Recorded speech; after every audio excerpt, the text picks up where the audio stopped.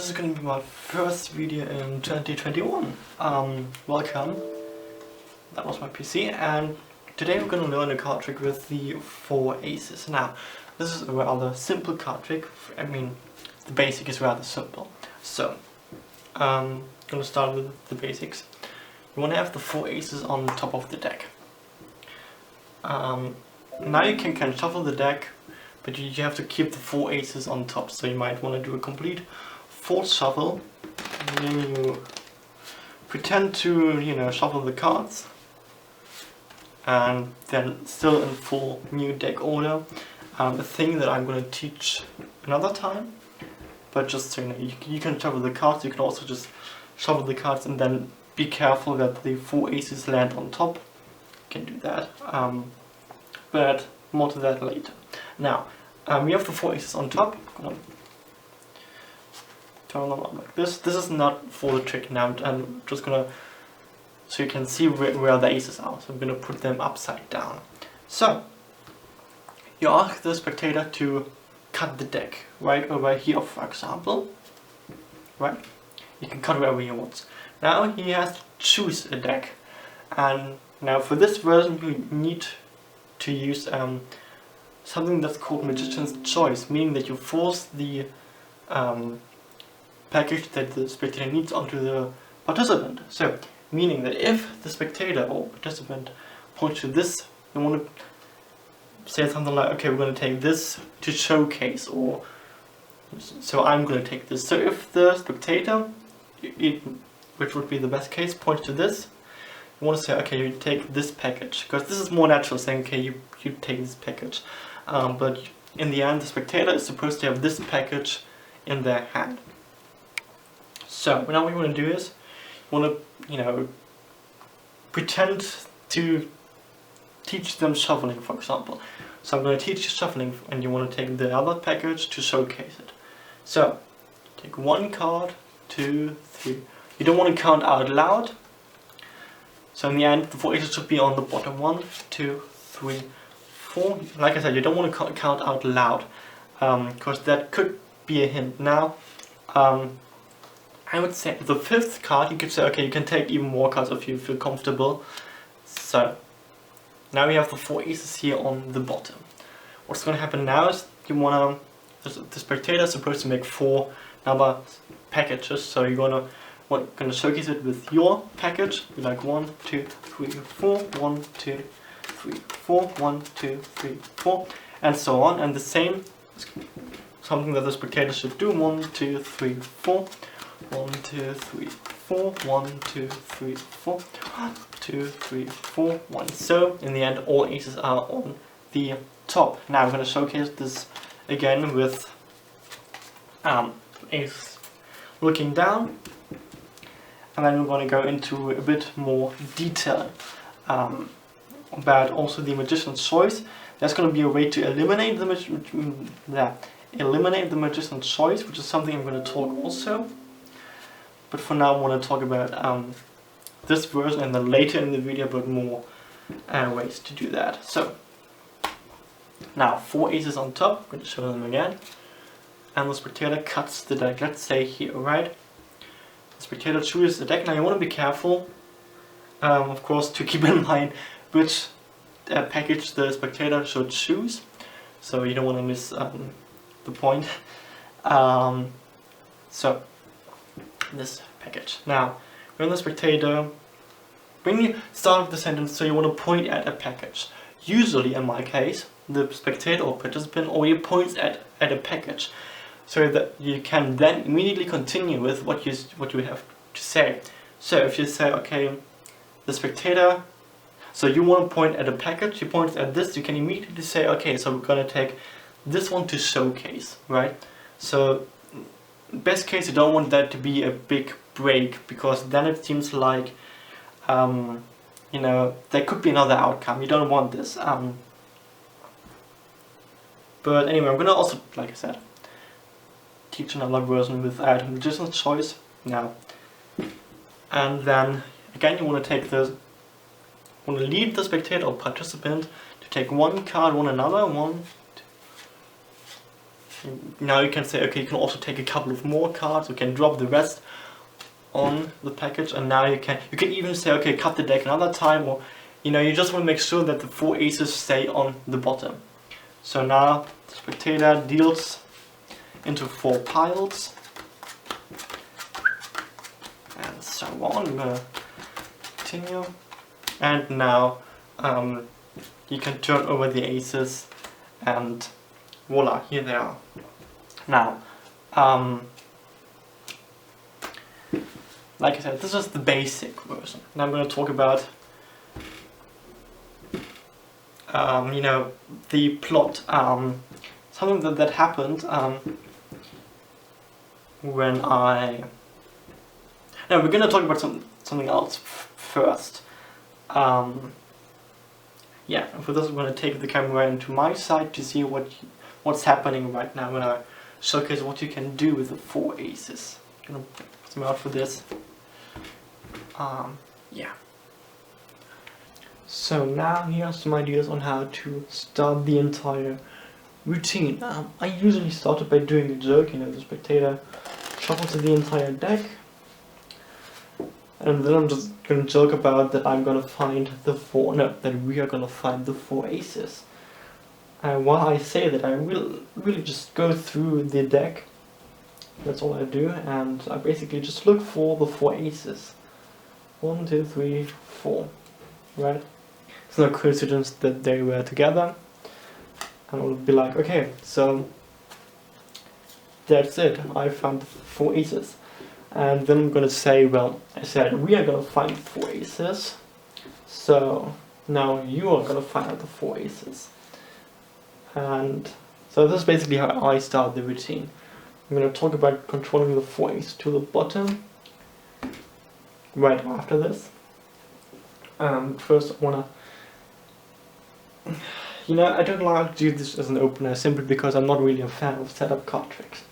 And if I do a setup card trick, I would usually start here with producing the 4 aces any way I like. Of course, what happened to me when I said, okay, how do I explain this? What happened to me was like, so okay, well, why can't you just find them again? And then just basically shuffling the 4 aces into the deck, and they asked me to blindly find them, right? That was a coincidence, by the way. But yeah, so the idea of making a joke about it, saying, okay, first I'm gonna find the 4 aces, and then being like, okay, now we are gonna find the 4 aces, or you're gonna do it. I think it's quite fun, quite a nice way to start the routine. And also, you prepare while you do the trick, so the preparation, the way you prepare the trick is basically in the trick itself. Now I'm going to talk about controlling the 4 aces to the bottom, which is quite simple. So you want to grab the 4 aces like this. You want to riffle shuffle them into the deck like this. Okay, not like this. Well, if we do this again, I can't do this slowly. So, and now somewhere then I'm not really come on. Let me do this better. Come on, don't leave me hanging. So, now they're all somewhere in different places. And now what I do, while I push them in, I basically push them diagonally. And now my left thumb, contacts here the corners. So I can now push completely through and pull them out here. So now here I have the 4 aces. And now this is the moment where you should distract the participant with talking. This should happen on an offbeat moment. It should mean basically nothing. So now while you talk, you wanna pull the package aside. When you pull it like this, and in a circular movement or motion, you want to put it on top of the 4 aces that you kept in your grip. So now you have here a break between the 4 aces and the rest of the package. I'm going to do this again with the 4 aces looking up.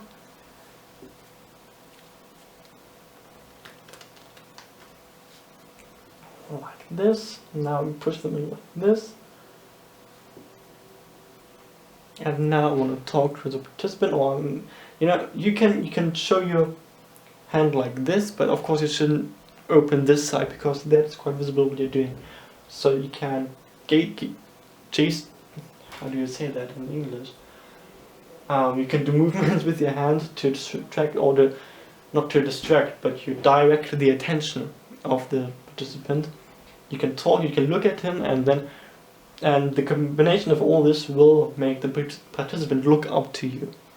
So why do this? You want to hold with your thumb and the middle finger the 4 aces.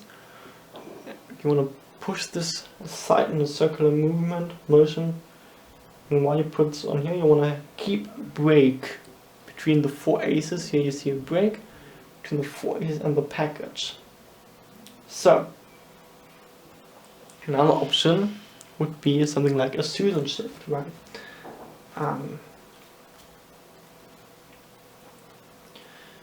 So we're going to do it like this.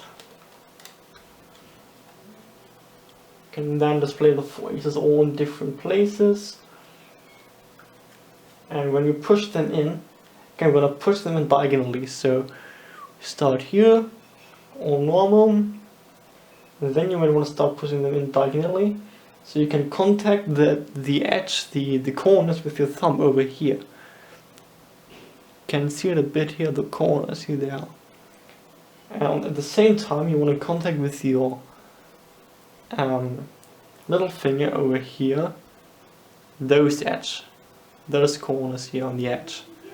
So now you can push the cards like here with your thumb, and the other fingers are helping. I'm going to show it like this. The other fingers are basically helping. The pinky is on the short side of the cards, of the 4 aces.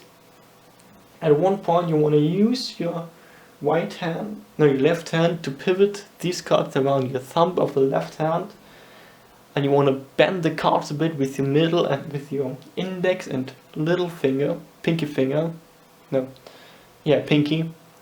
Bend them a bit inwards, and then you can push them out like this. You can now immediately go into a gambler's cup, which is a beautiful thing, because now you're not left clean, but now you can steal the cards aside, the 4 aces here, and the spectator can do whatever he wants with the deck. And we also exterminated the magician's choice, because we don't need it anymore. So what we're going to do at this point, when we have those cards in the gambler's cup, which is something I'm going to show you. I'm going to show you this now, and then I'm going to show you the lapping part. Yes. So we here have now the 4 aces in the gambler's cup from the Susan shift. So let's say the spectator has done the shuffling and he decided now this pile. What I can do now, or before this, I can work the card from the gambler's cup into a classic palm like this. So this should happen in an offbeat moment, just like, you know, some people do this kind of thing, which is normal for them. So the way I would do this more often during the performance, so this moment doesn't look so suspicious, because if you do it only once in this moment, I think it could be suspicious, you know. So now you have here the cards in a classic palm, and then when you decide this package, you can basically come over and put them on the top, just spread for whatever reason. Then you can continue with the performance, because now the 4 aces are right here on, you don't see it well, on the top. So let's do this again with a Susan shift. I'm going to do this a bit more open, like this. A bit faster. The 4 aces go in here. We're going to do the Susan shift into a gambler's cup. The spectator then cuts the deck. I work the 4 aces into a classic palm, and then whatever pile he chooses, I could just also grab it without spreading, and now the 4 aces are all on top. So Now we're gonna go into another way to get into the gambler's cup with the 4 aces from this position. And then I'm also going to talk more about lapping, because this is also a way to do something really beautiful, which is something I really love doing, which I can't do here because I'm standing, so I have to prepare something a bit. But yeah, I'm going to see this in 1 second. So I'm back. What I've prepared now is I'm going to show you this in a moment. Take the camera off. I put my mattress right over here, so I can now basically lap the cards from here to there, and you know, the best way possible. Let's see how good this is going to work, right? So, can you see both? So I want to put the camera a bit closer to the edge so you can see what's happening, right? So we feel the 4 aces, and now we're gonna start again in this position. So what we're gonna do again, we're gonna do this kind of a fourth shuffle. Basically, it's basically a push through. Wow, fourth shuffle. We're gonna do this just like this. Doesn't need to be perfect. Yeah. Now I'm here with the 4 aces in. Really, it's quite a big break. It's a big nasty break. So what you can do now, when you count, you wanna grab with your left hand a pile from above, and then you come with the rest under this pile. You want to move it in, this pile should stay, you know, it should just stay there, you know, you don't want to move your hand, you want to move your right hand with a lower pile. So you move your lower pile in a circular motion like this, and you see what's happening. I feel the 4 aces. So I could just drop them right over here while I just put it on top. Now my problem is, like I said, I'm not sitting, I'm standing. So those cards fell all down, except for one which actually landed on the matrix I put there before. So if you're then sitting, you could just grab the cards from a lap, and you could, you know, till the point where he decides for which pile. You can be freely, you can do whatever you want with your hands, because you don't have those cards in the gambler's cup yet. You don't need them in the gambler's cup yet because you have them in your lap. So you can grab them anytime you want to, and the best way to grab them is at the last moment, so you're all clean. You can show your hands clean all the bloody time. So that in the end, when you just decide, when the participant decides on which pile, you can just grab them in, for example, a Tenkai palm or in a classic palm, and put them on top, just like that, right? You decide for this pile, and you could just easily put them on top, the 4 aces. And this is a beautiful thing about lapping. I'm going to go into lapping a lot more in future videos, I think, because it's really, really beautiful, and I'm going to learn about this also this year a lot more, about visually lapping and all that. Lots of beautiful stuff you can do with lapping, if you're doing it good. Also, there's going to be a tutorial with these beauties soon, just saying. Really happy to have them. But this is for it now, I think. Yeah, I hope you like it. This was quite...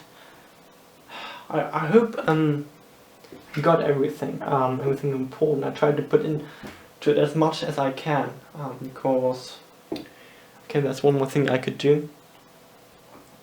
That's one more thing I'm going to do. I don't suggest that because you have so much better options. But I'm going to do it, oops, anyway. So let's say we're here in this position. Now, if you were, for whatever foolish reason, want to put them on top, control them on top, you just want to grab with your middle and thumb, middle finger and the thumb, again an upper pile, and the right pile goes in a circular movement around, just like this. And then you have still here your break between your aces. So you have here the aces, so you want to come with everything under the break, put it on top. And now you have 4 aces all on top. And I personally wouldn't suggest that, because then you are limited to magician's choice, which is just something I personally really dislike. But I mean, it's your opinion what you want to do. So it really depends on what you want to do. I think I've shown you now a couple of things. I think in another video I might even talk about on, you know, putting stuff on top, like controlling stuff on top seamless without anyone noticing. For example, this kind of fan. Well, that wasn't supposed to happen, but I think you get the idea. Which is something I look forward to teach. I'm not sure if I should teach that because it's a move from Daniel Madsen, but I think he put it on YouTube, so I think I'll be good to go. It's a really beautiful move, and from the front it looks beautiful, and I think even from behind it looks even more beautiful. I personally am a huge fan of sleight of hand techniques from behind. But that's it for this video. I'm really lucky to have done this video with these cards. They are magnificent and really, really bloody beautiful. I think they're one of the most beautiful cards. And no one paid me to say this, but I'm really a fan of these cards, especially because shouldn't be a deck review, but I just want to give my thoughts to it, because it's really difficult for me to find a green that I really like on a card deck. And this kind of, what is it? Is it lime, I think? I think it's really beautiful, and the hard cards are so beautiful. Just look at the Joker. I mean, come on. Anyway, this is all I wanted to say. So we have Tuesday for now. I think I will be uploading this video tomorrow on a Wednesday. Maybe I will get it done today. I have to see. But you're gonna see when it's out. So yeah. And I hope you liked it. I hope you understood everything, because like I said, I tried to talk about a lot. Couple of techniques, couple of ways to perform this trick. You know, the basic version it's quite simple. There's no much explanation needed for the basic version, but I wanted to give a more intricate lesson, or tutorial to this trick, because I think if you want to really be a good magician, you should consider everything, and this was something I tried to do. So yeah, I hope you liked it.